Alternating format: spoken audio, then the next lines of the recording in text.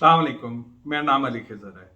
आज अगर अखबारात आपने देखे हो, बिजनेस रिकॉर्डर की हेडलाइन थी कि आरएलएनजी की वजह से, शॉर्टेज की वजह से जुलाई के अंदर मुल्क में लोड शेडिंग हो सकती है। बिल्कुल ऐसा हो सकता है और अखबारात ने भी कवर किया है। मैं इसका स्याको स्पाक बताता चलूँ क्या है। पाकिस्तान के अंदर जो आरएलएनजी आता है वो अब वो जब बड़ा शिप आता है तो यहाँ पे जो शिप खड़े हैं, एफएसआरयू जो कहते हैं, जो एंग्रो का है और एक दूसरी कंपनी का है, उसके अंदर वो जो है वो खोल दिया जाता है। उसके बाद उसकी कन्वर्जन होती है और वहां से फिर पाइपलाइंस के अंदर जाके पूरे मुल्क में ट्रांसफर हो जाता है। तो जो एंग्रो का शिप जो है, एफएसआरयू जो है, वो तकरीबन आपके 6 कार्गो महीने के करता है और उसमें 600 MMCFD की गैस वो मुल्क में सप्लाई करता है। और वो मुल्क के अंदर जो सप्लाई करता है वो हमारा जो लॉन्ग टर्म कॉन्ट्रैक्ट है वो उस पर करता है, जो तकरीबन 10 to 11% और ब्रेंट पे हुआ है, यानी कि आज की कीमत में तकरीबन $7.5 के ऊपर है। अब हुआ यह कि इसकी जो एफएसआरयू है, जो इसको सप्लाई किया हुआ है, ये वो एक कंपनी है एक्सेलरेट। और उनके ऊपर जो है ये 15 साल का कॉन्ट्रैक्ट है और उस 15 साल के कॉन्ट्रैक्ट में इसकी हर 5 साल बाद एक सफाई होनी थी, जिसे ड्राई डॉकिंग कहते हैं। वो इसका होना था। अच्छा, ये पुराना शिप है तो एफएसआरयू इसमें 5 साल बाद होता है। आजकल जो नए शिप आ रहे हैं उसमें 15 साल बाद होता है। 5 साल बाद होना था तो 2019 के अंदर जब, और उसमें कॉन्ट्रेक्चुअली ये था कि 1 साल पहले आपने बताना है हुकूमत को कि भाई हम ये करने जा रहे हैं।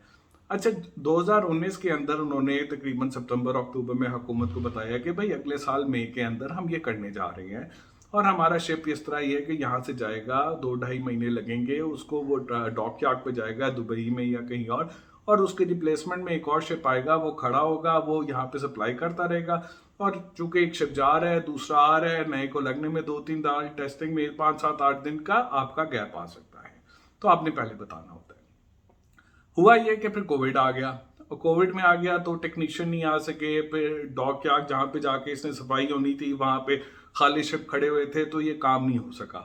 फिर ये काम आगे चलता रहा, 2021 आ गया। 2021 के अंदर इन्होंने सोचा कि यार हम एक करेंगे कि हम पाकिस्तान में खड़े खड़े शिप पे अंडर वाटर, इसके 4 कंटेनर होते हैं तो एक कंटेनर की सफाई कर देंगे, 2-4 दिन में लगेंगे, पार्सली चलेगा और उसके बाद ही काम हो जाएगा। बट इनकी एक एसोसिएशन होती है, क्लास एक्ट, जो कि जिसको जो जो इनको देखती है।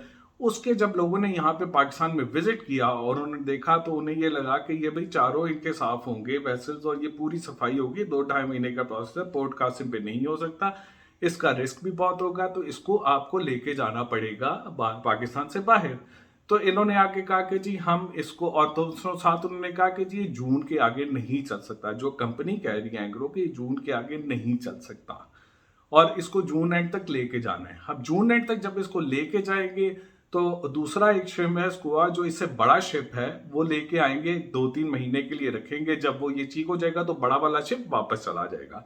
कुछ लोग ये कह रहे हैं कि बड़ा शिप जब पाकिस्तान में रहे, ऐसा नहीं है, वो बड़ा शिप वापस चला जाएगा, पुराना शिप वापस आ जाएगा जब उसकी सफाई हो जाएगी। अच्छा, तो एक बात ये कि जी जब वो शिप आएगा तो उसमें 5-7 दिनों की शॉर्टेज आएगी। कुछ दिन तो आपकी पूरी 600 में MMCFD की होगी, कुछ दिन आपकी 300-400 की होगी और टेस्टिंग में टाइम लगता है रखने में, तो उसका एक रिस्क आप कैरी कर रहे होगे। इत्तेफाक की बात है, इत्तेफाक है या क्या कहे, कि सिंध के अंदर 2 और गैस फील्ड जो हैं वो इस वक्त बंद है। 200-250 MMCFD की शॉर्टेज वहां से भी आ रही है। जब 800-850 MMCFD की शॉर्टेज आएगी तो उस शॉर्टेज की वजह से पाइपलाइन पैकिंग के प्रॉब्लम आ जाएंगे, उसका वो एक लोड लेवल कम हो जाएगा उस गैस का, और उसकी वजह से और प्लांट भी नहीं चल पाएंगे और तरह के क्राइसिस आ जाएंगे। अच्छा, और दूसरा यह है कि जो अगर अगर वो नहीं आता, लेट से 500-600 MMCFD की जो हम यहाँ पे रोक के हम दूसरे फर्नेस ऑयल या डीजल पे प्लांट चलाएंगे, तो हमें ये गैस आपको पता है लॉन्ग टर्म क्वार्टर पे $7.5 पे पड़ रही है। और फर्नेस और डीजल जो है हमें उस वक्त सूट करते हैं जब एलएनजी $12 की हो, यानी कि आप $12 के ऊपर आप करेंगे। वो करीबन अगर आपका है तो उसमें हुकूमत का एक थोड़ा सा नुकसान होगा। और अगर अगर ये पूरा प्रॉब्लम 800 MMCFD तक का वो सप्लाई का चला गया तो 200 मिलियन डॉलर का हुकूमत को नुकसान हो सकता है।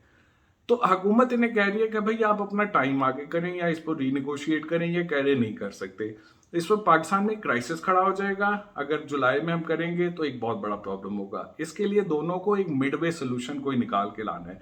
मिड वे सोल्यूशन क्या हो सकता है कि जी क्लास हेड से कहें कि जी थोड़ी बहुत इसकी सफाई कर लें, 3-4 महीने इसको और चलने दें, और फिर ये शोल्डर मंथ जो होते हैं जिसमें डिमांड कम होती है, अक्टूबर का महीना जिसमें आपको स्पॉट कार्गो नहीं मंगवाने पड़ते, तो वहाँ पे आप ये वाला भेजते हो और थोड़ा काम स्पॉट कार्गो से करने, हो सकता है स्पॉट कार्गो की प्राइस भी पता मिल जाए आज से। आज ये कहते हैं कि जी हम 5 स्पॉट कार्गो जो है हम दूसरा टर्मिनल जो इकबाल जेड अहमद का है उस पर लगा देंगे। एक तो वो भी बात है, वो $12 का आपको पड़ेगा, $11 का पड़ेगा, ये $7.5 की कीमत एक्स्ट्रा जो है वो हुकूमत को बर्दाश्त, आप कंज्यूमर को बर्दाश्त करनी पड़ेगी। दूसरी बात ये कि वो ऑलरेडी लोड पे है, तो उस पर कितना लगा सकेंगे। तो ये एक एक है कि इसको बेहतर सोल्यूशन तो ये है कि 2-3 महीने इसको डिले कर दें। उसका जो शिप है उस शिप को आप अक्टूबर में लाएं, अक्टूबर में इसको भेजें, 2 महीने बाद फिर जो है पाकिस्तान के अंदर ये जो है प्रॉब्लम नहीं आएगा, और जनवरी में या मार्च में जब शोल्डर अगला आएगा तो उस शोल्डर में ये रिप्लेसमेंट कर दें।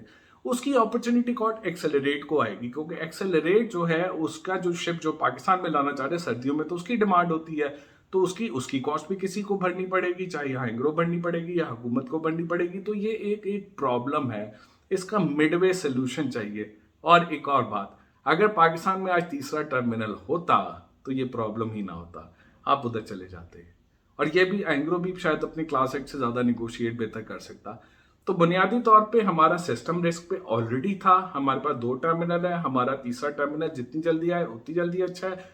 नंबर 2, हमें जो है कि हमें एंग्रो की बात को भी समझना चाहिए कि उन लोगों का भी प्रॉब्लम है, उनके आगे जो सप्लायर है उसका भी इशू है, और एक एक इंटरनेशनल सेफ्टी प्रोटोकॉल है वो यहाँ पे वॉयलेट हो रहा है। दूसरा, एंग्रो को हुकूमत का भी देखना चाहिए कि पीक सीजन में अगर आप लोड शेडिंग हो जाती है और गैस का क्राइसिस आ जाता है तो बहुत सख्त तकलीफ होगी। ना सिर्फ हुकूमत के पैसे एक्स्ट्रा लगेंगे बल्कि उसके अलावा बहुत ज़्यादा दुहाई भी होगी मीडिया पे। तो इसका एक मिडवे सोल्यूशन चाहिए जो निकलना चाहिए। Thank you.